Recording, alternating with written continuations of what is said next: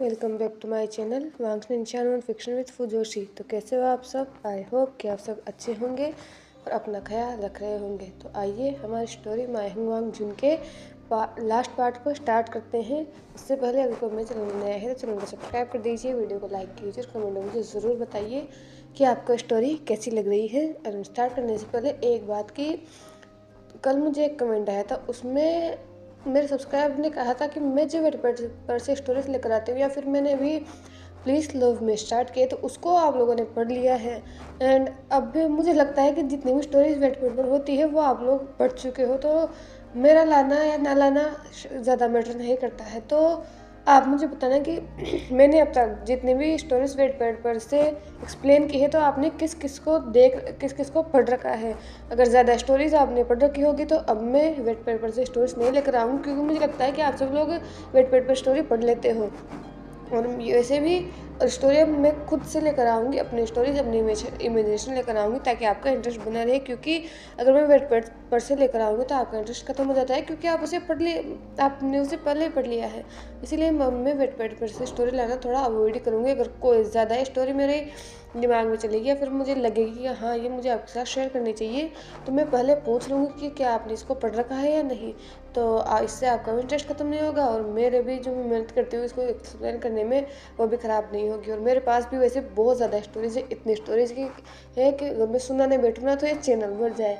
तो अब आज से मैं अपनी ही स्टोरी लेकर आऊँगी, पर जो मैंने कंटिन्यू कर रखी है उनको तो मैं कंप्लीट करूँगी, जैसे world of honour and knight with horror and ये स्टोरी प्लीज लव में, इसको कंप्लीट तो करूँगी। उसके साथ ही मैं एक ऐसी स्टोरी लेकर चलूँगी जो मेरी खुद की हो, ताकि आपको बोर फील ना हो और आप चैनल से जुड़े हो। तो इस थॉट पर आपके ओपिनियन क्या है ये मेरे साथ ज़रूर शेयर कर देना। तो अब आइए हमारी स्टोरी स्टार्ट करते हैं। एंड पिछले पार्ट्स पर जो आपने कमेंट किए थे उनके लिए आपका दिल से शुक्रिया, क्योंकि आपके कमेंट्स मुझे बहुत इंकरेज करते हैं। तो लास्ट पार्ट हमने छोड़ा था जहाँ पर वेन केजिंग, जाओ जिशु और उनकी छोटी कहे या फिर 6 साल की बेटी श्यांग वांगजी और वींग से मिलने आई थी। उन लोगों ने ये एक्सपेक्ट नहीं किया था कि यहाँ पर वांगजी होगा, वो सिर्फ वी फैमिली से मिलने आए थे। हालांकि वेन केजिंग वींग से नाराज़ था, लेकिन वींग ने वेन केजिंग से माफ़ी मांग ली थी और उसके बाद वेन केजिंग धीरे धीरे वींग को माफ़ कर रहा था और इसीलिए आज वो वींग से और वी फैमिली से मिलने आया था, क्योंकि वेन केजिंग की जो मदर है वो विंग की मदर की सिस्टर है, तो इनका रिश्ता बहुत अच्छा है। और तभी वेन केजिंग ने वांग जी को देखा था और उन लोगों ने एक दूसरे को हक किया था और वेन केजिंग ने वांग जी से उसके बारे में पूछा था और वो तीनों बैठकर अब गार्डन में बातें कर रहे थे। तभी वेन केजिंग ने वांग जी की तरफ देखते हुए कहा, गंजा तुमने हमें डरा दिया था, तुम ऐसे बिना बताए यहाँ से कैसे जा सकते हो?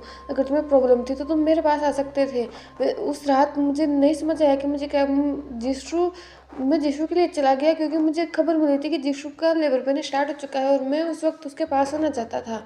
ये सुनकर वांगी ने वेनकेजिंग की तरफ देखते हुए कहा, कोई बात नहीं गा, मुझे पता है आपको इमरजेंसी थी इसीलिए आप यहाँ पर गए थे और मैं आपसे नाराज़ नहीं हूँ। वैसे मैं किसी से नाराज़ नहीं हूँ और 6 साल पहले जो कुछ हुआ शायद वो मेरी किस्मत में था, लेकिन अब सब बदल रहा है गा। विंग और सचिन गा, ये दोनों बदल रहे हैं और मैं खुश हूँ कि इनमें बदलाव आया है। और रही बात यांग जी की, तो उसको सज़ा मिल चुकी है और वो यहाँ से जा चुकी है।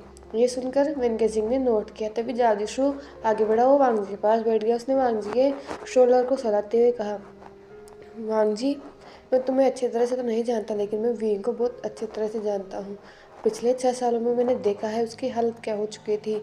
वो शुरू से ही अकेला था, उसके पास फैमिली थी, लेकिन वो इन लोगों में इतना घुल मिल नहीं पाता था। लेकिन तुम्हारे आने के बाद वो खुश रहने लगा था और ये वेनकेजिंग ने मुझे बताया था, लेकिन तुम्हारे जाने के बाद उसने फिर से खुद को बंद कर लिया था।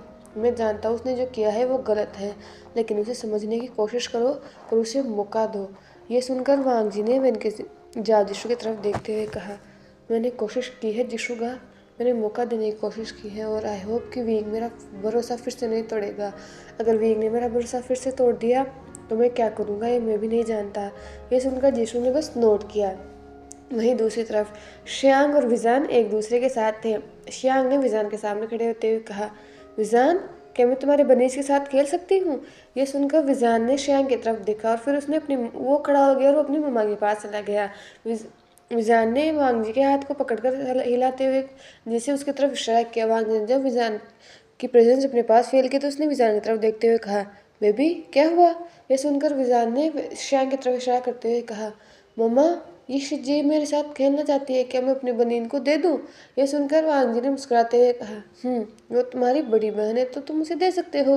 ये सुनकर विजान ने नोट किया, फिर उसने वांग जी की तरफ देखते हुए कहा, ये बड़ी बहन क्या होती है? ये सुनकर वांग जी ने विजान की तरफ देखते हुए कहा, बड़ी बहन जैसे जैसे शिचन का मेरे बड़े भाई है, राइट, तुम जानते हो। इस पर विजान ने नोट किया। और जैसे तुम इबो से बड़े हो। ये सुनकर विजान ने फिर से नोट किया। तो तुम इबो से बड़े हो तो तुम उसके भाई हो, वैसे ही श्यांग तुम्हारी बड़ी बहन है। ये सुनकर विजान ने पाउट करते हुए कहा, नहीं, मैं इबो का भाई नहीं हूँ। ये सुनकर वांग जी ने स्मित करते हुए कहा, और ऐसा क्यों? क्या तुम इबो के भाई नहीं हो? क्या तुम उससे प्यार नहीं करते? ये सुनकर विजान ने नोट किया, हाँ, मैं प्यार करता हूँ, लेकिन मैं उसका भाई नहीं हूँ। ये सुनकर वांग जी ने कुछ नहीं कहा। उसने वांग विजान की तरफ देखते हुए कहा, मुझे पता है तुम क्या हो, जाओ श्यांग दीदी के साथ खेलो। इस सुनकर विजान ने नोट किया। उसके बाद वो वहाँ चला गया था और श्यांग के साथ खेलने लगा था। वो लोग खेल रहे थे, तभी उन्हें किसी की आवाज़ सुनाई देती है। वेनकेजिंग, तो तुम यहाँ हो? मैं तुम्हें कब से ढूंढ रहा था। वैसे भी देख लो, मैंने तुमसे कहा था कि मेरा ओमेगा तुमसे ज़्यादा सुंदर है। ये सुनकर वेनकेजिंग ने उस आवाज़ की तरफ देखा तो वहाँ पर और कोई नहीं बल्कि विंग खड़ा हुआ था। वेनकेजिंग ने विंग की तरफ देखा और अपनी आंखों को नीरो करते हुए कहा, किसने कहा तुम्हारा ओमेगा मेरे ओमेगा से सुंदर है? हाँ, मैं मानता हूँ वांग जी खूबसूरत है, पर इसका मतलब ये नहीं है कि मेरे जिशु का कम है। मेरे मास्टर सूट सबसे सुंदर है। ये सुनकर वो विंग ने फिर से वेनकेजिंग की तरफ देखते हुए कहा, तुम झूठ बोल रहे हो, मेरा लंजा सबसे खूबसूरत है। तुमने कुछ दिनों पहले मुझसे कहा था ना कि जिशु वांग जी सुंदर है। मुझे नहीं लगता, मुझे लगता है मेरा लंजा जिशु से ज़्यादा सुंदर है। इस पर वेनकेजिंग ने फिर से कहा, नहीं, मेरे मास्टर सुंदर है। फिर से विंग ने कहा, नहीं, मैंने कहा ना कि लंजा सुंदर है। फिर से वेनकेजिंग ने कहा, नहीं, मेरे मास्टर सुंदर है। तुम देखो ना, ये दोनों एक साथ ही खड़े हुए, तुम देख लो। ये सुनकर विंग ने फिर से स्मित करते हुए कहा, मैं कितना ही देख लूँ, मेरे ओमेगा पर से मेरी नजर नहीं हटती, तो मैं तुम्हारे ओमेगा को खुद देखूँ, और ऐसे भी मेरा ओमेगा तुमसे ज़्यादा सुंदर है। इस पर विंग और वेनकेसिंग लड़ने लगते हैं और वो दोनों ओमेगा जो एक दूसरे की तरफ देख रहे थे, दोनों ने अपना सिर लाया और एक साथ कहा, बस करो तुम दोनों। और इस पर वेनकेसिंग और विंग चुपचाप खड़े हो गए और उनके फेस पर एक पाउट आ गया। वो सामने ऐसे लग रहा था जैसे कोई माँ अपने बच्चे को डांट रही हो। वांग जी ने विंग की तरफ देखते हुए कहा, वी, तुम क्या बच्चे हो? तुम बच्चे की तरफ भी लड़ रहे हो? तभी मास्टर शू ने भी कहा, हाँ वेन, तुम कर क्या रहे हो? लावेन, लगता है तुम्हें पनिशमेंट चाहिए। ये सुनकर वेनकेसिंग ने जाजिशु की तरफ देखते हुए कहा, पर मास्टर शू, इन्होंने तभी मास्टर शू ने कहा, शट अप, तुम दोनों को हमारा कंपैरिजन करने की जरूरत नहीं है। हम दोनों को पता है कि हम कैसे हैं, तो अपना मुंह बंद रखो दोनों के दोनों। ये मास्टर शू की आवाज़ सुनकर दोनों ही चुप हो गए, क्योंकि जिशु विंग और वेनकेसिंग दोनों से ही बड़ा था। हाँ, वेनकेसिंग से भी जिशु बड़ा ही था।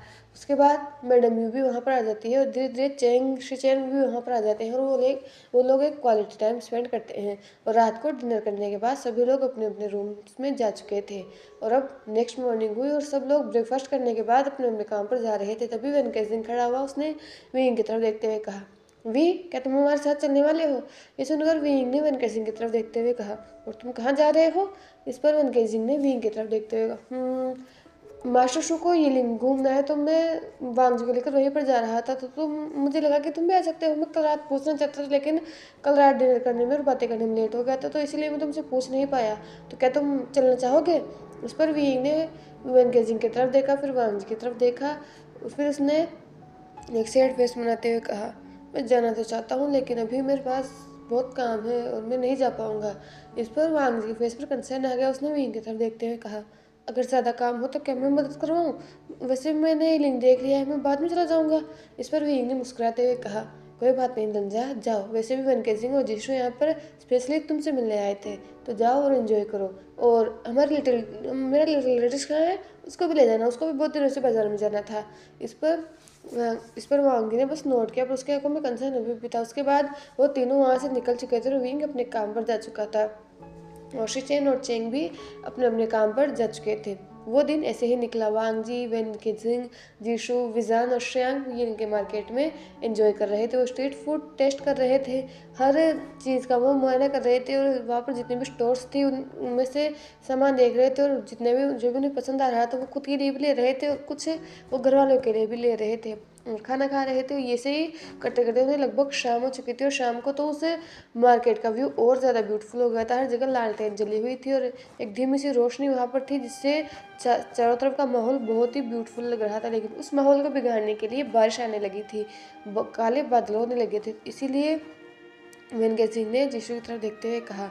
वो अभी एक शॉप पर बैठे हुए थे, उनके सामने एक पर्सन था। वो पर्सन ओड लग रहा था और वो उन्हें कुछ शायद मेडिसिन के बारे में समझा रहा था। इसलिए वांग जी और वेंकट सिंह बहुत कॉन्सेंट्रेट के साथ उसके बारे में समझ रहे थे। लेकिन जैसे उन्हें बादल गरजने की आवाज़ आई तो वेंकट सिंह ने जिशु की तरफ देखते हुए कहा, जिशु मास्टर शो, हमें यहाँ से चलना चाहिए, लगता है बारिश होने वाली है। ये सुनकर मास्टर शो ने वेंकट सिंह की तरफ देखते हुए कहा, पर लावेन, अभी तुम्हारा काम कंप्लीट नहीं हुआ है। ये अभी तुम्हें काम है ना, तुम इसे समझना चाहते हो तो समझ लो, हम चल लेंगे। ये सुनकर वेंकट सिंह ने ना में अपना सिर हिलाते हुए कहा, नहीं मास्टर शो, हम आपकी हेल्थ को लेकर कोई भी रिस्क नहीं ले सकते। वैसे भी आप प्रेग्नेंट हो और आप प्रेग्नेंट में अगर प्रेगनेंसी में भी गए तो नहीं, आपको जुकाम लग सकता है और आपको पता है जब आप बीमार होते हैं आपकी क्या हालत होती है। और मैंने चाहता कि आप फिर से बीमार हो, तो आप चलिए, हम बाद में से समझ लेंगे, है ना वांग जी। ये सुनकर वांग जी ने वेंकट सिंह की तरफ देखा और नोट किया। वो दोनों उठने वाले थे, मास्टर ने कहा, तुम लोग यहीं रुको, वैसे भी गार्ड्स हैं, मैं उनके साथ चला जाऊंगा और मैं विजान और श्याम को भी अपने साथ ले जाऊंगा। तुम दोनों अपना काम करो। वैसे भी ये यहाँ पर कितने साल में एक बार आते हैं और शायद घूमते हुए यहाँ पर आ गए, तो समझ लो ना ये क्या करना चाहता है, शायद तुम्हारे लिए यूज़फुल हो। वैसे भी ये हब्स हमारी हीलिंग में नहीं मिलते हैं, तो इनसे कुछ ले भी आना, काम आएगा। और चिंता मत करो, मैं इन दोनों बच्चों को ले जाऊँगा, वैसे भी ज़्यादा दूर नहीं है महल। ये सुनकर वेंकट सिंह जाने तो नहीं देना चाहता था, लेकिन जब मास्टर शू ने इंसिस्ट किया तो वेंकट सिंह कुछ नहीं कर पाया और मास्टर शू वहाँ से उन दोनों बच्चों को लेकर जा चुके थे। वेंकट सिंह को लगा था कि शायद ये सिर्फ बादल है और हट जाएंगे, लेकिन नहीं, धीरे धीरे बारिश होने लगी थी और बहुत तेज़ बारिश हो रही थी। इसलिए वेंकट सिंह और वांग जी अब दोनों ही चिंता कर रहे थे और चिंता कर रहा था कोई और कोई नहीं बल्कि विंग था।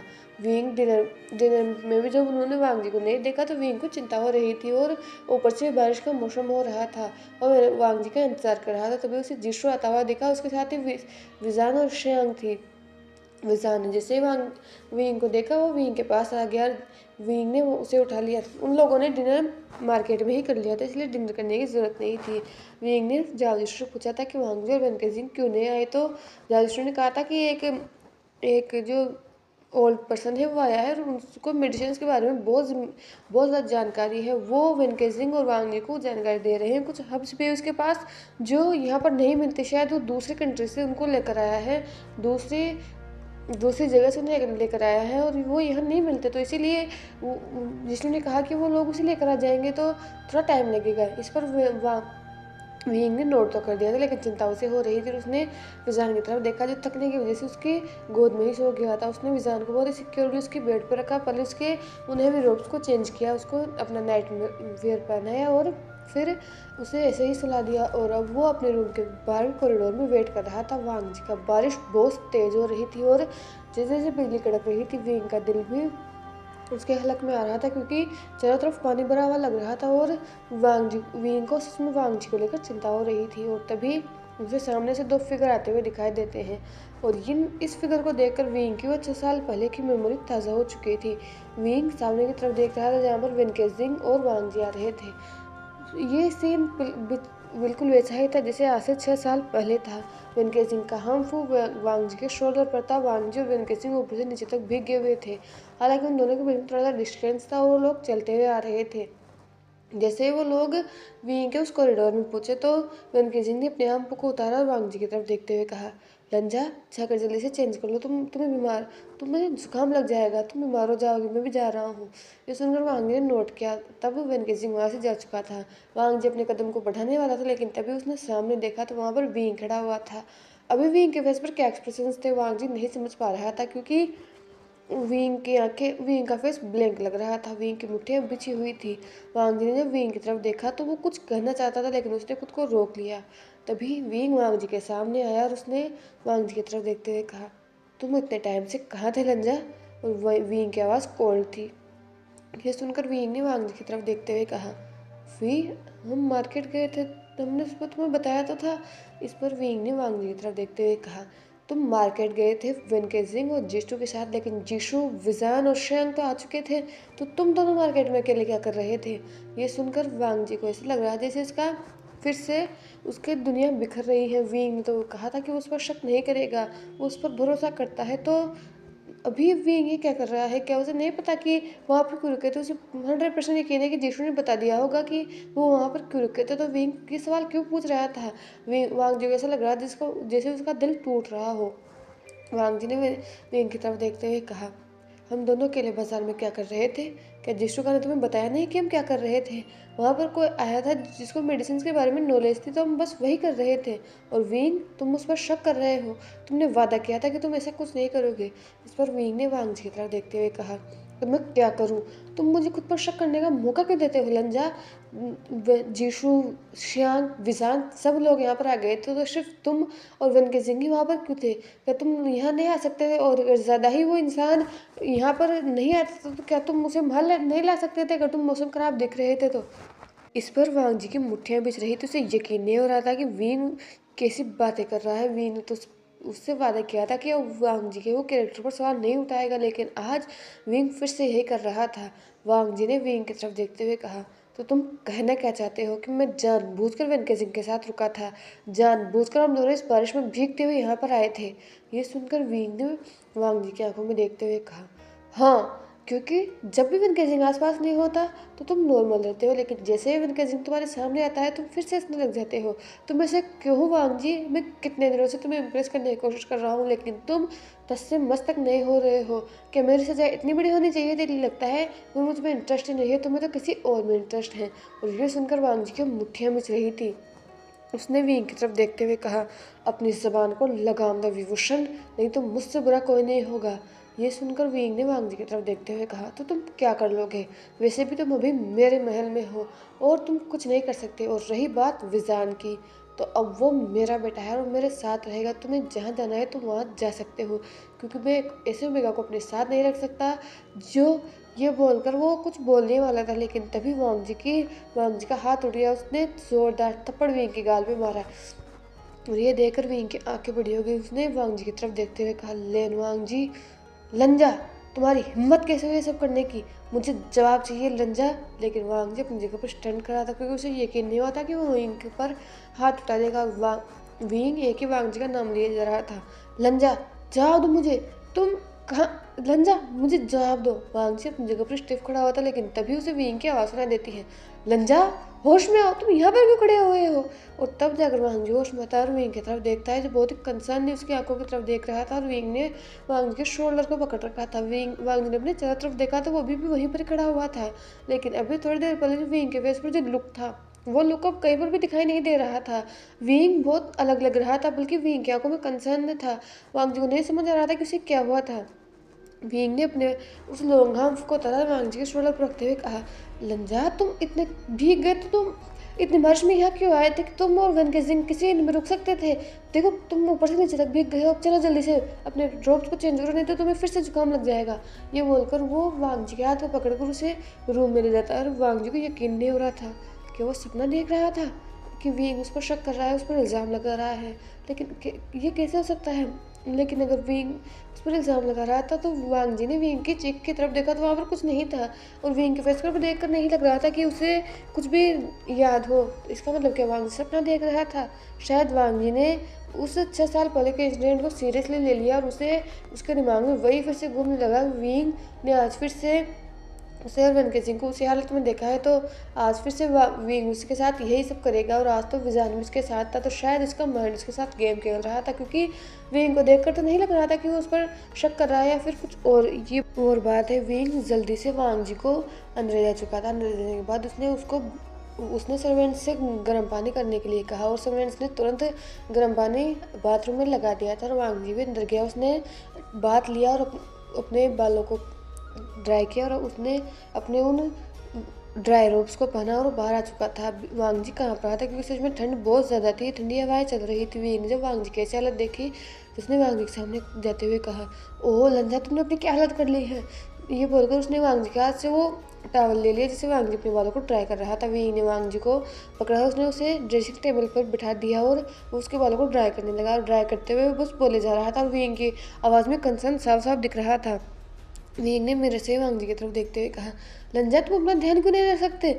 देखो तुम्हें कितने ठंड हो गए और तुम्हारे हालत देख कर मुझे लग रहा है तुम जुकाम लगेगा, फिर तुम्हें फीवर भी आ सकता है। तुम खुद पर ध्यान क्यों नहीं देते? अगर बारिश आ रही थी तो तुम दोनों इनमें रुक सकते थे। इतनी बारिश में यहाँ आने की क्या जरूरत थी? और तुमने देखा नहीं कि बिजली कितनी जोर से कड़क रही थी? अगर तुम्हें कुछ हो जाता तो। और वेनकेजिंग भी इतना बड़ा हो गया कि उसमें दिमाग नहीं है, वो तुम्हें तुम्हें लेकर इनमें रुक सकता था। थैंक गॉड विशान और जिशु पहले ही आ चुके थे, नहीं तो पता नहीं उनकी क्या हालत होती। ये बोलकर वो वांग जी के बालों को ड्राई किया जा रहा था। तभी वांग जी ने विंग की आंखों में विंग के उस मिरर के थ्रू देखते हुए कहा, वी तुम पूछोगे नहीं कि मैं और विनकेजिंग ही मार्केट में क्यों रुके थे कि जिशु और वो तो यहाँ पर आ चुके थे? इस पर विंग ने वांग जी की तरफ देखते हुए कहा, पहले मुझे चिंता हो रही थी जब तुम डिनर तक भी नहीं आए थे, लेकिन मुझे लगा कि कुछ काम आ गया होगा। फिर मुझे जिशु मिला। जिशु ने कहा कि कोई पर्सन आया है जिसे मेडिकल के बारे में बहुत नॉलेज है, उसके पास कुछ हर्ब्स भी हैं जिसके बारे में तुम दोनों जानना चाहते हो। इसीलिए मुझे लगा था कि अगर बारिश होगी तो तुम लोग इनमें रुक जाओगे, क्योंकि बारिश बहुत तेज़ थी। तो मैं तुमसे क्यों पूछूंगा, क्योंकि मुझे जिशु ने बता दिया था। ये सुनकर वांग जी ने विंग की तरफ देखा। वो उसको पता नहीं क्यों पर अंदर से कुछ तो हो रहा था कि विंग सच में उस पर शक नहीं कर रहा। क्या विंग सच में बदल गया है? वांग जी ने फिर से मिरर के थ्रू विंग की तरफ देखते हुए कहा, पर तुम पूछोगे नहीं कि हम दोनों ऐसे वेनकेजिंग का हम मेरे शोल्डर पर क्या कर रहा था और हम ऐसे बारिश में भीगते हुए कैसे? ये सुनकर वांग जी ने विंग की तरफ देखते हुए कहा, सॉरी, विंग ने वांग जी की तरफ देखा। अब वो रुक गया था। वो जो वांग जी के बालों को ट्राई कर रहा था वो रुक गया, तो उसने मित्र के थ्रू ही वांग जी की आंखों में देखा। वो थोड़ा सा झुका और उसने वांग जी के हेयर पर किस करते हुए कहा, मैं जानता हूँ तुम क्या इम्प्लाई करने की कोशिश कर रहे हो, तुम मुझे क्या समझाने की कोशिश कर रहे हो, लेकिन चिंता मत करो। मैं एक बार गलती कर चुका हूँ और दोबारा गलती नहीं करूँगा। मैं तुम पर भरोसा करता हूँ। अगर तुमने कहा है कि तुम वहाँ पर कुछ काम से गए थे तो तुम काम से गए होंगे, और वैसे भी जीशु ने भी मुझे बताया था। और ये तुम्हारी लाइफ है लंजा, मैंने तुम्हें बांध के नहीं रखा है। हमारा रिश्ता है, लेकिन तुम्हें हर जगह मुझसे पूछ कर रहने की ज़रूरत नहीं है। ये तुम्हारी लाइफ है, तुम कैसे भी जी सकते हो और तुम्हें चिंता करने की ज़रूरत नहीं है। मुझे पता है वेनकेजिंग और तुम दोनों कैसे हो। पिछली बार मैंने जो गलती की थी वो मैंने गुस्से में आकर की थी, लेकिन इस बार मैं गुस्से में कोई भी ऐसा फैसला नहीं लूँगा जो हमारे रिश्ते पर गलत असर करेगा, क्योंकि अब हम दोनों अकेले नहीं हैं। हमारे पास हमारा विज़न है और मैं तुमसे प्यार करता हूँ। पहले मुझे इतना स्ट्रॉन्ग एहसास नहीं था, लेकिन पिछले 6 साल में मुझे एहसास हो गया है कि अगर अब तुम मुझे छोड़कर गए तो सच में मैं जी ही नहीं पाऊँगा। तो मैं तुम पर शक क्यों करूँगा लंजा? क्योंकि मैं तुम पर भरोसा करता हूँ। मैंने तुम्हें देखा है और ना ही उस दिन मैंने तुम पर शक किया था। उस दिन तो बस यांग जी ने मेरे दिमाग को भर रखा था इसीलिए। लेकिन मैंने ये नहीं कहा कि कभी मेरी गलती नहीं थी, मेरी गलती थी। वैसे भी तुम इन चीज़ों को छोड़ो और तुम्हें ज़्यादा टेंशन लेने की ज़रूरत नहीं है। मैं तुम्हारे लिए गरम गरम सूप लेकर आता हूँ ताकि तुम्हारे अंदर जो ठंडी है वो निकल जाएगी। ये बोलकर वी बिना वांग जी का बातें सुने वहाँ से जा चुका था। और यहाँ वांग जी के फेस पर स्माइल थी, उसके पेट में से तितलियाँ उड़ रही थी। उसका हस्बैंड उस पर भरोसा करता है। विंग बदल चुका है और वांग जी अब विंग पर भरोसा करता है। विंग पिछले दिनों से जो कोशिश कर रहा था वांग जी को मनाने के लिए, शायद वो कोशिश ढंग लाई थी, क्योंकि अब वांग जी सच में विंग पर भरोसा करने लगा था। और आज के बाद तो वांग जी को यकीन हो गया था कि हाँ, विंग बदल चुका है और अब अगर कुछ होगा तो वो रिश्ते को वो दोनों देख लेंगे। लेकिन अभी वो विंग को ये सब नहीं बता सकता, क्योंकि अभी ये टाइम नहीं था। इसीलिए वो ड्रेसिंग टेबल पर से उठा। उसके बाल ड्राई हो चुके थे और विजान के पास बेड पर जाकर बैठ गया जो सो रहा था। वांग जी ने विजान के बालों को सहलाया और विजान को जैसे अपनी माँ का एहसास हो गया तो उसने भी वांग जी के उस टच में खुद को लीन कर लिया। अरे देखकर वांग जी के फेस पर स्माइल आ गई। वो विजान के बालों को सहला रहा था, तभी रूम का गेट ओपन हुआ और विंग रूम के अंदर आया। वांग जी ने उस तरफ देखा तो विंग के हाथ में एक बॉल था जिसको उसने इन कपड़ों से पकड़ रखा था। वो वांग जी के पास बाउल लेकर आया, उसने टेबल पर रख दिया। विंग ने वांग जी की तरफ देखते हुए कहा, लंजा ये सूप ठंडा हो जाएगा, आकर इसे पी लो। इस पर वांग ने नोट किया और वो भी टेबल पर आकर बैठ गया और उस सूप को पीने लगा। और इस वक्त विंग बस वांग जी की तरफ देख के जा रहा था और विंग की इंटेंस नज़रों से विंग को पता नहीं कि ऊपर कुछ वांग जी को कुछ ना कुछ फील हो रहा था, इसलिए उसने अपनी नज़रों को झुका रखा था और बहुत ही शायली वो सूप को खा रहा था। सूप को खाने के बाद विंग ने वांग जी के अपनी स्लीव से वांग जी के फेस को पोंछा और उसको पानी का गिलास दिया। पानी पीने के बाद विंग ने वांग जी की तरफ देखते हुए कहा, लंजा, रात बहुत हो गई है तो तुम सो जाओ, वैसे मैं भी अपने रूम में जा रहा हूँ। ये सुनकर वांग जी ने विंग की तरफ देखते हुए नोट किया। उसके बाद वांग जी विजान के पास सो चुका था और विंग अपने रूम में जा चुका था और अब टाइम बीत रहा था। वांग जी और विंग का रिश्ता सुधर रहा था। वांग जी विंग पर भरोसा करने लगा था और अब वो विंग से उतना कोल्ड नहीं था। वो विंग से बात करता था। विंग और वांग जी क्वालिटी टाइम स्पेंड करते थे। वो विजान के साथ अपना टाइम स्पेंड करते थे और अब विजान विंग को बाबा बुलाता था क्योंकि ये परमिशन वांग जी ने विजान को दे दी थी, क्योंकि अब वांग जी को लग गया था कि विंग सुधर चुका है। विंग जो अपनी गलती को रिग्रेट कर रहा था, वो कहीं ना कहीं वांग जी के दिल को पिघला चुका था, लेकिन अभी भी वांग जी सावधानी रखता था। और अभी पूरे जो वी महल में वो भागा दौड़ी हो रही थी। सभी लोग अपना अपना काम को जल्दी जल्दी कर रहे थे, वो उस महल को सजा रहे थे। और आखिर ऐसा इतना स्पेशल ओकेजन किस लिए था और सजाए भी क्यों ना, क्योंकि आज से 2 दिन बाद उनके इकलौते हायर विजान का बर्थडे जो था, तो महल को सजाना तो बनता था और सभी लोग इधर से उधर भाग रहे थे, हर मुमकिन कोशिश कर रहे थे कि ये बर्थडे लेविश लगे, ये बर्थडे बहुत अच्छे से तरह से मन जाए और हर चीज़ बहुत अच्छी तरह से सजी हुई हो ताकि उनके एम्ब्रो को गुस्सा नहीं हो, क्योंकि विंग का स्ट्रिक्ट हो रहा था कि पूरे यीलिंग में ये बिल्कुल किसी त्यौहार की तरह मनाया जाएगा। विजान का पहली बार बर्थडे मनाया जा रहा है, तो सिर्फ महल में नहीं बल्कि पूरे यीलिंग में इसको बहुत ज़ोर शोर से मनाया जाएगा। और ऐसा हो भी रहा था, पूरे यीलिंग के लोग भी बहुत ज़्यादा खुश थे और सबसे ज़्यादा खुश था वो था विजान, क्योंकि आज से पहले विजान ने अपना बर्थडे ऐसे कभी नहीं मनाया। हाँ, वांग जी से विश किया करता था और वांग जी विजान को हर बर्थडे पर गिफ्ट दिया करता था, लेकिन वांग जी इतने इतने इस तरह से वांग जी ने कभी विजान का बर्थडे नहीं मनाया, इसलिए विजान को इन सब की आदत नहीं थी और ना ही उसे ये सब पता था कि ऐसे बर्थडे मनाया जाता है, क्योंकि वो जहाँ पर रहते थे वो एक छोटा सा गांव था, तो वहाँ के जो बच्चे थे उनके पेरेंट्स भी ऐसे बर्थडे नहीं मनाया करते थे। लेकिन अभी ऐसा लग रहा था जैसे कोई त्योहार हो और ये देखकर विजान भी बहुत ज़्यादा खुश था। विजान के लिए नए कपड़े लाए गए थे और वांग जी और विंग के लिए भी नए कपड़े लाए गए थे। विजान को सब विश कर रहे थे, हालांकि उसका बर्थडे 2 दिन बाद था, तो लेकिन अभी भी सभी लोग उसे बहुत ज़्यादा पेपर कर रहे थे, यहाँ तक कि लेंशचेन, जियांग चेंग एंड उनके ग्रैंड पेरेंट्स तो थे ही और उनके पेरेंट्स तो थे ही, इसलिए विजान को बहुत ही ऐसा फील हो रहा था जैसे वो कोई एंजल हो या फिर वो एक न्यूबॉर्न बेबी हो जिसको सभी लोग पैम्पर कर रहे थे। विजान को सच में बहुत अच्छा लग रहा था, वो इतना खुश था कि वो बता नहीं सकता था। और फाइनली 2 दिन बाद आज विजान का बर्थडे था। विजान अपने रूम में था, पूरी तरह से तैयार हो चुका था और अपने पेरेंट्स के बीच में खड़ा हुआ था। विंग ने अपने ब्लैक एंड रेड रोज पहन रखे थे, वांगी ने अपने वाइट रोज पहन रखे थे और बीच में विजान था जिसने वाइट एंड रेड का कॉम्बिनेशन पहन रखा था। वो बहुत ब्यूटीफुल लग रहा था। विजान के बालों में एक रेड रिबन था, बिल्कुल विंग की तरह। वांग जी फेस पर फोरेड रिबन नहीं था, लेकिन फिर भी वाइट रोब्स में एक्चुअली वो वाइट नहीं थे, बल्कि उनमें भी इनर रोब जो था वांग जी का वो रेड था एंड ऊपर से हल्का सा ब्लू था, तो वो बहुत ज़्यादा ब्यूटीफुल लग रहा था। उन जो रोब्स की सिल्क थी वो बहुत ज़्यादा एक्सपेंसिव थी, बहुत ही ब्यूटीफुल लग रही थी। उन तीनों के ही जो रोब्स थे वो हाईली क्वालिटी के थे, इसलिए वो तीनों ही सच में लग रहे थे कि ये एम्प्रर है, ये एम्प्रेस है और इनका हायर है। वो विजान सबसे ज़्यादा इसमें कुछ था पहले तो कि उसका बर्थडे इतनी अच्छी तरह से इतनी धूमधाम से मनाया जा रहा है और दूसरी खुशी का कारण था कि एक स्पेशल पर्सन आज उसके पास आ रहा है, उससे मिलने आ रहा है, तो विजान सच में बहुत ज़्यादा खुश था। वो तीनों अपनी फैमिली मोमेंट स्पेंड कर रहे थे, तभी उनके डोर पर नॉक हुआ और एक सर्वेंट ने आकर कहा कि सभी लोग आ चुके हैं और विजान को भी अब ले जाना चाहिए। तो उन दोनों ने विजान के हाथ को पकड़ा और विजान भी अपने पेरेंट्स के बीच में चलने लगा था। वांग जी और विंग दोनों के फेस पर ही हल्की सी स्माइल थी। वांग जी के फेस पर तो हल्की सी स्माइल थी, लेकिन विंग जी से उन लोगों के बीच में पहुंचा विंग की स्माइल गायब हो गई, उसकी जगह उसके कोल्ड फेस ने ले ली। सभी लोग वांग जी और विंग और विजान को देख रहे थे जो कि उसे हॉल में एंटर कर रहे थे। सभी लोग रिस्पेक्टफुली खड़े हो चुके थे और कुछ लोग तो खुश थे कि कुछ लोग वांग जी, विंग और विजान को देखकर खुश थे, कुछ लोग जलन फील कर रहे थे वांग जी और विजान से, एंड कुछ लोग ऐसे ही यहाँ पर आ चुके थे, वो बस दावत का मज़ा उठाने आए थे। थोड़ी देर बाद अब विजान, विंग और वांग जी अपने थ्रोन पर बैठे हुए थे और सामने समारोह चल रहा था।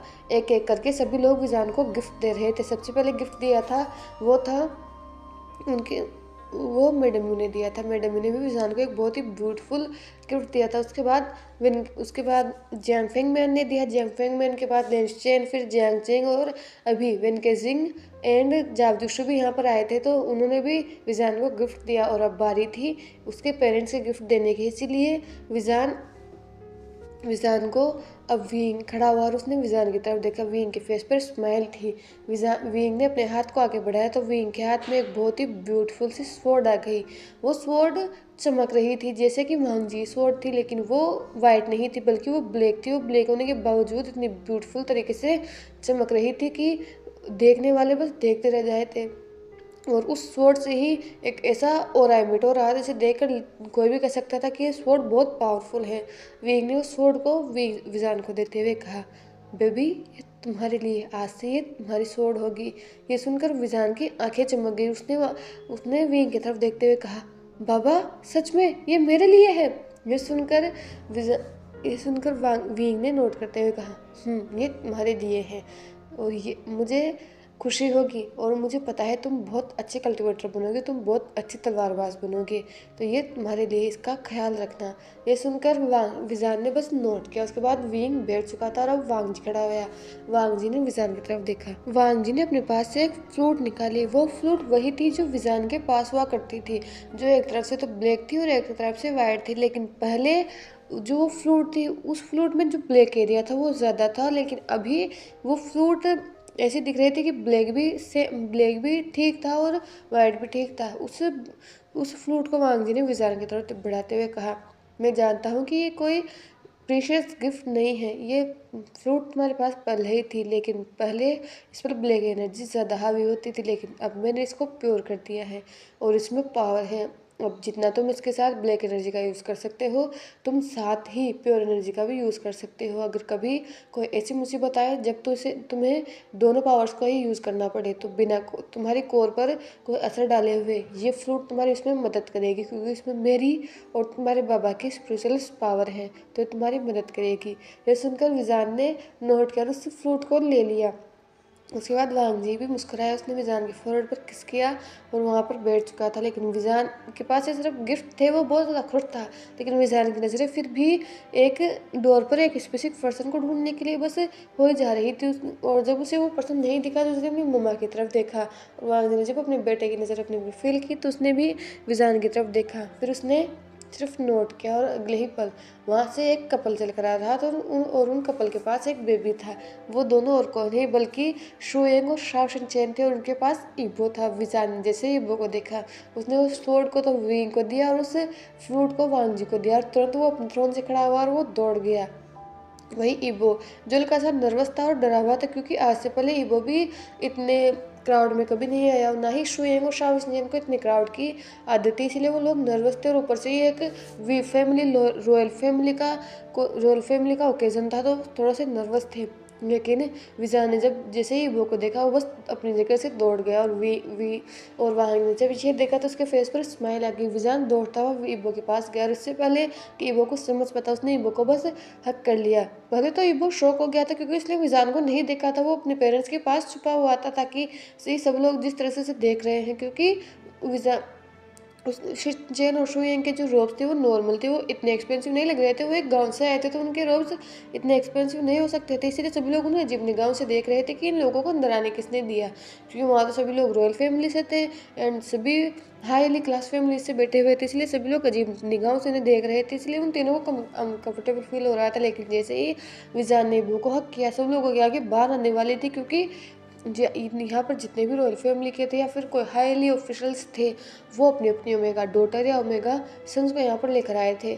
लोगों के मन में इतना लालच होता है कि कुछ भी कर सकते हैं। वो विजान के साथ अपने बच्चों की दोस्ती करवाना चाहते हैं, ताकि फ्यूचर में अगर कोई उनका बच्चा विजान का अच्छा दोस्त रहेगा या फिर विजान को उनकी ओमेगा डॉटर में से कोई भी पसंद आ जाएगी, तो उनके तो चांदी ही चांदी है।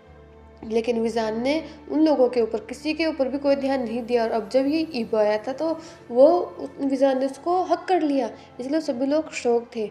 विजान ने ईबो से अलग होते हुए कहा, उसने विजान ईबो की तरफ देखते हुए कहा, ईबो डैडी मैं तुम्हारा कब से वेट कर रहा था, तुम अब आए हो। ये सुनकर विजान भी उस ईबो को पहले तो समझ नहीं आया था कि आखिर उसने उसको हक किसने किया, लेकिन जब उसने विजान को देखा तो उसके फेस पर भी स्माइल आ गई। उसने विजान की तरफ देखते हुए कहा, गगा आप, ये बोल उसे समझ नहीं आया था कि उसे क्या करना चाहिए। उसने फिर से विजान को हक कर लिया और ये देखकर विजान के फेस पर भी स्माइल आ गई। उसने उसने भी इबो को हक कर लिया और अब विंग और वांगजी पर थ्रोन से खड़े हो चुके थे और वहाँ पर आ चुके थे जहाँ पर विजान था।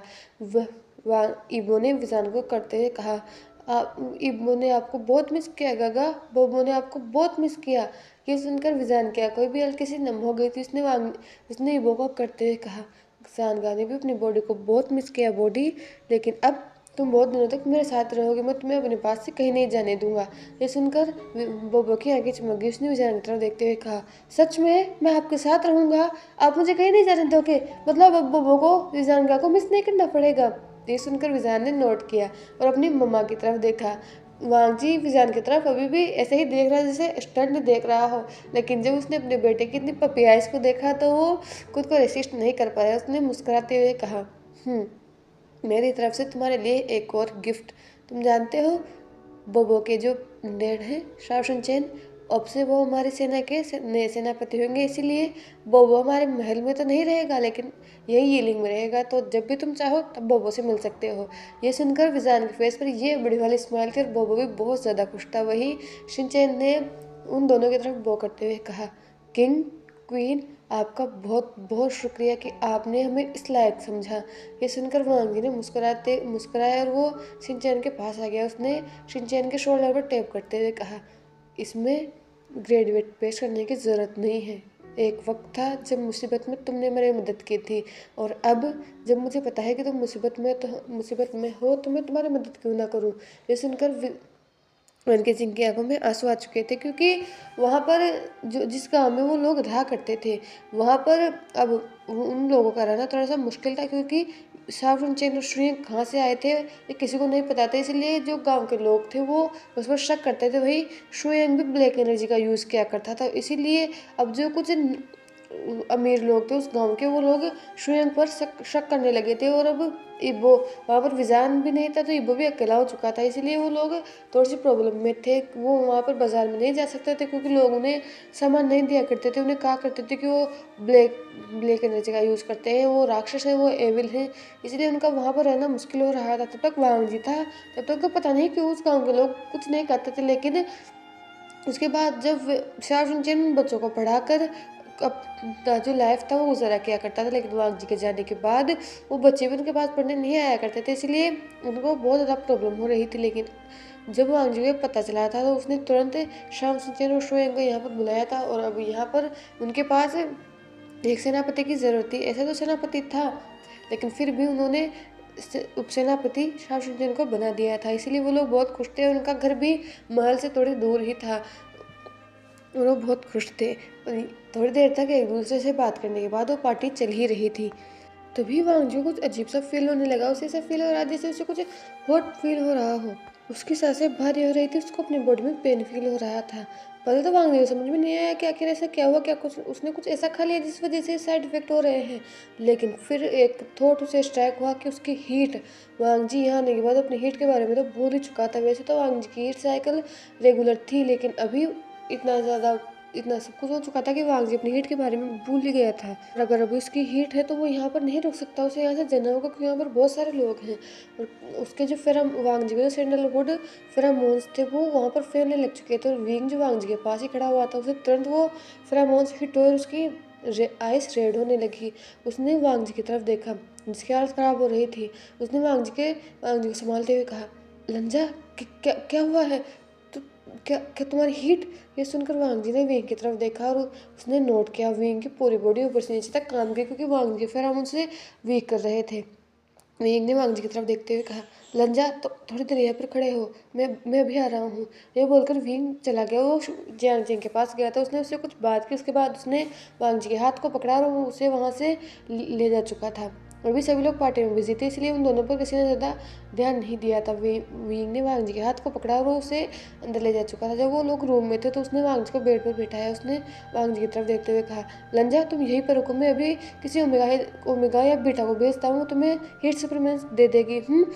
तुम यहीं रुको बस थोड़ी देर। ये बोलकर वो जाने वाला था, लेकिन तभी वांग जी ने विंग के हाथ को पकड़ा। वांग जी की आंखें ग्लो कर रही थी। उसने विंग की तरफ देखते हुए कहा, नहीं, मुझे सप्लीमेंट्स नहीं चाहिए। ये सुनकर विंग ने वांग जी की तरफ देखते हुए कहा, क्यों, क्या हुआ है? तुम्हें सप्लीमेंट्स की जरूरत है लंजा, तुम्हें पेन होगा, तुम्हें मार्क डूबेगा हो। ये सुनकर विंग ने वांग जी ने विंग की तरफ देखते हुए कहा, हाँ, मैं एक मार्क डूबेगा हूँ और तुमने मुझे मार्क किया है। विंग, मैं चाहता हूँ कि तुम मेरी मदद करो। ये सुनकर विंग की आंखें बड़ी हुई। उसने वांग जी की तरफ देखा। विंग जानता है कि वांग जी भी होश में नहीं है, वो अपनी हीट में है और वो वांग जी का फ़ायदा नहीं उठा सकता। उसने वांग जी से वादा किया है कि वो ठीक से बिहेव करेगा, वो वांग जी का फ़ायदा नहीं उठा सकता। इसलिए उसने वांग जी की तरफ देखते हुए कहा, लंजा तुम हीट में हो, तुम्हें नहीं पता कि तुम क्या कर रहे हो, तुम रुको, मैं अभी सप्लीमेंट पे जाता हूँ। ये सुनकर वांग जी की पकड़ अभी भी विंग पर टाइट थी। उसने विंग को अपने क्लोज खींचा और उसकी आंखों में देखते हुए कहा, अल्फा, मैं जानता हूँ कि मैं क्या कह रहा हूँ, मैं अभी इतनी भी हीट में नहीं हूँ, मैं चाहता हूँ कि तुम उसे फिर से अपना बनाओ। ये सुनकर विंग ने वांग जी की तरफ देखते हुए कहा, लंजा, इसका मतलब क्या तुमने मुझे माफ़ कर दिया? इस पर वांग जी ने विंग की तरफ देखा और उसने विंग के कॉलर को पकड़कर अपने पास खींचा। उसने विंग की आंखों में देखते हुए कहा, हाँ, मैंने तुम्हें माफ़ कर दिया और मैं तुम्हें एक मौका देना चाहता हूँ, तो विंग मुझे फिर से अपना बना लो, लेकिन एक बात याद रखना, मुझे फिर से धोखा मत देना विंग। ये सुनकर विंग ने वांग जी की तरफ देखा। विंग की आंखों में आंसू थे। अगले ही पल वांग जी ने विंग को अपनी तरफ खींच लिया और उसके लिप्स को कैप्चर कर लिया। दोनों ही एक दूसरे को बहुत फियर्सली किस कर रहे थे। दोनों को ही कितने साल हो गए थे जब वो दोनों एक दूसरे के इतना क्लोज थे। किस करते हुए वांग जी बेड पर लेट चुका था और विंग उसके ऊपर आ चुका था। वो दोनों एक दूसरे को बहुत ही फियर्सली किस कर रहे थे, जैसे इतने दिनों की लॉन्गिंग को दिखा रहे हो। उस किस में कि उन दोनों ने एक दूसरे को कितना मिस किया था। वांग जी के हाथ विंग के रोब्स पर थे और वो विंग के रोब्स को खोल रहा था, वही विंग भी वांग जी के रोब्स को ओपन कर रहा था। वांग जी इन रोब्स में था और विंग ऊपर से नेकेड था। विंग की चेस्ट पूरी तरह से नेकेड थी। विंग ने वांग जी की आंखों में देखते हुए कहा, ओमेगा, एक बार और सोच लो, क्योंकि इसके बाद कोई ट्रेटिंग बैक नहीं होगा, हमारी लाइफ एक नए सिरे से स्टार्ट होगी। ये सुनकर वांग जी ने विंग की तरफ देखते हुए कहा, मैं यही चाहता हूँ कि हमारी लाइफ एक नए सिरे से स्टार्ट हो और अब मुझे वेट मत करवाओ। अल्फा, मुझे क्लेम करो, मुझे अपना बनाओ। ये बोलकर वांग जी ने अपनी उन ब्लू ओशन आई से विंग की सिल्वर आंखों में देखा और बस ये लास्ट पेशेंस स्टिंग थी जो विंग की थी। उसने फिर से वांग जी के लिए उस पर अटैक कर दिया और उसे अंग्रेजी किस करने लगा। उसके इनर रोब जो वांग ने पहन रखा था, उसने उस इनर रोब को भी खोल दिया और वो दोनों एक दूसरे को बहुत ही फियर्सली किस कर रहे थे। किस करने के लिप्स पर किस करने के बाद अब विंग ने वांग जी की नेक पर किस करना स्टार्ट किया। वो वांग जी की पूरी बॉडी को मार्क कर रहा था और सबसे ज़्यादा वो किस कर रहा था, वो था जहाँ पर उसने वांग जी को मार्क किया था। वहाँ पर एक बहुत ही ब्यूटीफुल मार्क था। विंग बस उस मार्क को देख रहा था और उस पर किस किया जा रहा था। विंग ने वांग जी की तरफ देखा। वांग जी की आंखें आधी बंद थी, उसके लिप्स खुले हुए थे जो पूरी तरह से रेड थे और उन पर विंग का सलाइवा लगा हुआ था। ये देखकर विंग का जो अंदर का बिश था वो बस वांग जी को अभी क्लेम करना चाहता था और उसने ऐसा ही किया। अगले ही पल उस रूम में बस वांग जी और विंग की मॉर्निंग और ग्रोनिंग की आवाज़ें सुनाई दे रही थी। ये दोनों सोल 6 साल बाद फिर से एक हुए थे। इन दोनों का प्यार किसी भी मिसअंडरस्टैंडिंग से जीत गया था। विंग ने 6 साल पहले जो गलती की थी उसका मुआवजा विंग ने भुगता था और अब वो दोनों फिर से एक हो चुके थे। विंग और वांग जी ने अपनी हीट और रट को इंजॉय किया था। वांग जी की हीट इतनी स्ट्रॉन्ग थी कि उसने विंग के रट को ट्रिगर कर दिया था। शुरुआत में तो वांग जी विंग से और ज़्यादा की डिमांड कर रहा था, लेकिन जैसे जैसे विंग की रट ट्रिगर्ड हो रही थी, जैसे जैसे विंग का अल्फा बाहर आ रहा था और जैसे जैसे वांग जी का फेरोमोन्स विंग को अनकंट्रोल कर रहे थे, वांग जी बेक करने लगा था रुकने के लिए, क्योंकि विंग सच में बहुत ज़्यादा ही अग्रेसिव था। वो बेस्टली वांग जी के अंदर मूव हो रहा था और उन्हें लगभग अब 4 से 5 घंटे हो चुके थे, लेकिन विंग रुकने का नाम नहीं ले रहा था और वांग जी को अपनी डिसीजन पर रिग्रेट हो रहा था। लेकिन वो खुद इंजॉय नहीं कर रहा। अगर वो ये कहेगा तो ये सरासर झूठ होगा, क्योंकि वो अपने हस्बैंड के हर टच को एंजॉय कर रहा था। वीक कितना ही एग्रेसिव था, लेकिन उन एग्रेसिवनेस में वांग जी अपने लिए प्यार देख सकता था, वो जेंटलनेस देख सकता था, इसलिए वांग जी बहुत खुश था। उनकी वो हीट एंड रट लिटरली 3 दिन तक चली थी, और 3 दिन से वो लोग बाहर नहीं गए थे। एक बीटा बेड आती थी जो उनका खाना बाहर ही रख के जाती थी, क्योंकि विंग ने जियांग चेंग को बता दिया था कि वांग जी की हट हीट आई है, तो उसे विंग को लगा नहीं था कि वो वांग जी के पास रुकेगा, इसलिए उसने जियांग चेंग को बताया था कि वो कुछ देर के लिए संभाल ले, विंग वापस आ जाएगा। लेकिन जब विंग वापस नहीं आया तो शायद जियांग चेंग समझ गया था, इसलिए उसने सारे अरेंजमेंट्स कर दिए थे। इस बीच में सबसे ज़्यादा जो परेशान हो रहा था वो विजान था। वो अपनी माँ से मिलना चाहता था, लेकिन 3 दिन से उसने वांग जी को देखा तक नहीं था।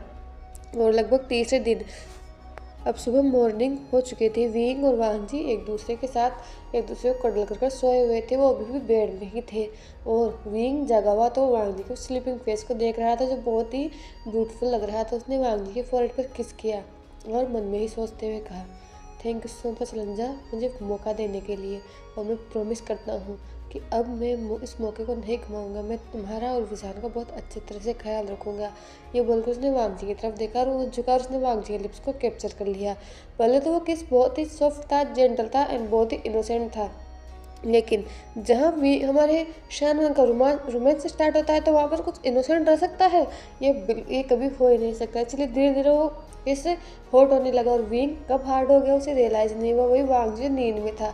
जब उसे किस फील हुआ तो थोड़ी देर तक तो उसकी नींद नहीं खुली, उसे लगा कि उसे सपना आ रहा है। लेकिन जब उसकी नींद खुली और उसे फील हुआ कि इसका हस्बैंड क्या करने वाला है, तो उसकी आंखें खुली बड़ी हो गई। लेकिन तब तक बहुत देर हो चुकी थी। विंग पहले ही वांग जी के साथ फिर सेंटिमेंट होना स्टार्ट हो चुका था, और वांग जी के माउथ से जब निकला था वो था मोन, जो कि विंग का नाम का था। और वो लोग सुबह अपने मॉर्निंग सेशन में फिर से स्टार्ट हो चुके थे। लगभग 2 से 3 राउंड मॉर्निंग में लेने के बाद अब वांग जी और विंग तैयार हो चुके थे। लेकिन वांग जी की हालत बिल्कुल भी खड़े रहने के लायक थी ही नहीं, क्योंकि वो बहुत ज़्यादा उसकी वेस्ट बहुत बुरी तरीके से पेन कर रही थी। और विंग जब ये देखा तो वो हंसने लगा। वांग जी बिल्कुल किसी डकलिंग की तरह चल रहा था, और विंग के हंसी को देखकर वो उसका गुस्सा और ज़्यादा ट्रिगर हो रहा था। उसने विंग की तरफ देखते हुए कहा, यू बीस्ट अल्फा, तुमने मेरी क्या हालत बना दी। अब मैं अपने बेटे के सामने कैसे जाऊंगा? वो मुझे ऐसे देखेगा तो मैं उसे क्या जवाब दूंगा? अब तुम मुझे टच नहीं करोगे। ये सुनकर विंग जो हंस रहा था वो चुप हो गया। उसने वो बेड पर बैठ गया। उसने वांग जी को अपनी लेप में ले लिया, और ये देखकर वांग जी ने विंग की तरफ देखते हुए कहा, तुम फिर से शुरू मत हो जाना, मेरे बैग पहले ही हर्ट कर रही है। ये सुनकर विंग ने अपना सिर हिलाया, कहा, लंजा बेबी, तुम चिंता क्यों कर रहे हो, कुछ नहीं होगा। ये बोलकर विंग ने अपनी उंगलियों को आगे किया। विंग की उंगलियों में से एक रेड लाइट अपीयर होने लगी। उसने हाथ को वांग जी की वेस्ट पर रखा, और अगले ही पर वांग जी को जो पेन हो रहा था वो बिल्कुल ही गायब हो गया। और वीर देखकर वांग जी ने विंग की तरफ देखा, और वांग जी के से शॉक एक्सप्रेशन को देखकर विंग ने वांग जी की तरफ देखते हुए कहा, क्या क्या मेरा हस्बैंड वैद्य है तो मुझे कुछ नहीं आता? मैंने भी कुछ ना कुछ सीखा है, और स्पेशली ये तो सीखा ही है क्योंकि मुझे पता था इसकी ज़रूरत मुझे ज़रूर पड़ेगी। ये सुनकर वांग जी ने विंग की चेस्ट पर मारते हुए कहा, यूँ शेमलेस, तुमने मुझे 3 से छोड़ा तक नहीं है। और अब विजान वो लोग बातें कर रहे थे, लेकिन तभी उन्हें एक आवाज़ सुनाई देती है, माँ, बाबा। ये बोलते हुए विजान रूम के अंदर दौड़कर आ चुका था, और वांग जी जो विंग की लेप में बैठा हुआ था उतरना चाहता था, लेकिन विंग ने उसे उतर नहीं दिया। उसने और ज़्यादा उसकी वेस्ट को टाइटली होल्ड कर लिया, और तभी विजान वहाँ पर आ गया। उसने जब अपने माँ बाबा से देखा तो उसने पाउट करते हुए कहा, बाबा, अपनी मम्मा को अपनी गोद में क्यों बिठा रखा है, और मैं यहाँ पर खड़ा हुआ हूँ। ये सुनकर विंग ने मुस्कुराते हुए कहा, तो तुम भी आ जाओ। ये बोलकर विजान ने मुस्कुराया, और वो भी अब उनकी गोद में आ चुका था, और वांग जो था वो विंग की गोद में बैठा हुआ था, और विजान वांग जी के ऊपर बैठा हुआ था। वो तीनों की फैमिली बहुत अच्छी, एक बहुत ही ब्यूटीफुल, को दूर से देखे तो वो फैमिली बहुत ब्यूटीफुल लग रही थी, और वो तीनों बातें कर रहे थे। ऐसे ही टाइम बीत रहा था, और अब वांग और विंग का रिश्ता पूरी तरह से बदल चुका था। वो लोग बिल्कुल किसी हस्बैंड और वाइफ की तरह रहा करते थे, और भी ज़्यादा लवी डोवी। कोई सोच भी नहीं सकता था कि इतना कोल्ड प्रिंस किसी के साथ इतना रोमांटिक हो सकता है। और वांग जी ने भी कभी नहीं सोचा था कि उसकी लाइफ इतना ही जू टर्न ले लेगी। उसको लगा था कि उसे अपनी लाइफ टाइम विजान के साथ अकेला रहना होगा, उसे विंग की यादों के साथ ही जीना होगा। लेकिन अब उसकी लाइफ में एक लवेबल हस्बैंड था जो उसकी छोटी से छोटी डिमांड को पूरा करता था, उसकी एक आवाज़ पर उसके सामने उसकी हर ज़रूरत को पूरा करने के लिए खड़ा होता था, जो उससे इतना प्यार किया करता था, उस पर भरोसा करता था। उसने वांग जी को आज़ादी दे रखी थी, और एक ऐसा बेटा जो उन दोनों से बहुत प्यार किया करता था। वांग जी सच में अपनी लाइफ में बहुत ज़्यादा खुश था, और अब तो वो और ज़्यादा खुश था क्योंकि वांग जी 1 मंथ प्रेग्नेंट था। और ये बात जब महल में पता चली थी तो सभी लोग सच में बहुत ज़्यादा खुश हुए थे, और सबसे ज़्यादा शिचेन और विजान खुश हुए थे। हालांकि विंग तो खुश था, वो तो पागलों की तरह नाच रहा था। और इस बार विंग ने खुद से वादा किया था कि इस बार वो वांग जी का ख्याल रखेगा, क्योंकि पिछली बार ना तो वो विजान के वर्ड को देख पाया था, ना विजान के वो फर्स्ट स्टेप को देख पाया था, ना वो विजान के फर्स्ट वर्ड को सुन पाया था, ना वो विजान को अपनी गोद में खिला पाया था। तो इसीलिए विंग को इस चीज़ का रिग्रेट हमेशा रहेगा कि उसने विजान के साथ ये सब नहीं किया। लेकिन अब जब बेबी आने वाला था, विंग अपने सारे सपने उसके साथ पूरा करने वाला था। इसका मतलब नहीं था कि वो विजान को भूलने वाला था। विजान उनका स्पेशल चाइल्ड था, वो उनका फर्स्ट चाइल्ड था, तो वो स्पेशल हमेशा रहेगा। लेकिन विजान सबसे ज़्यादा खुश था क्योंकि उसे एक बेबी सिस्टर चाहिए थी, इसलिए वो हमेशा वांग जी के चारों तरफ कूदा करता था। और वांग जी के 9 मंथ सबसे बेस्ट मंथ थे, क्योंकि इस बीच में सभी लोग उसका बहुत ख्याल रखा करते थे। शिचेन भी वांग जी का बहुत अच्छे से ख्याल रखा करता था, मैडम यू, विंग, सभी लोग बहुत अच्छे से ख्याल रखा करते थे। और शुयंग जो कभी कभी यहाँ पर आ जाया करता था, तो वो भी वांग जी का ख्याल रखा करता था। ऐसे ही टाइम बीता। वांग जी की प्रेगनेंसी आसान नहीं थी, क्योंकि वांग जी लगभग 6 साल बाद प्रेग्नेंट हुआ था। लेकिन पहली प्रेगनेंसी से तो ये बहुत अच्छी थी। पहली प्रेगनेंसी में वांग जी अकेला था, लेकिन अब उसके साथ उसकी पूरी फैमिली मेम्बर्स थे, तो वांग जी बहुत ज़्यादा खुश था।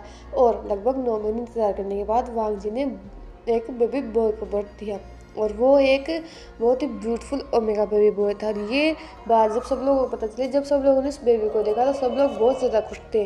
और वांग जी और विंग ने उस ओमेगा बेबी का नाम शिन यून रखा था, वी शिन यून। अब उन चारों की एक फैमिली थी, जिनमें अल्फा विभूषण, उसका ओमेगा लेन वांग जी, उनका अल्फा चाइल्ड विजान, एंड विजान का लिटिल ब्रदर शिन यून।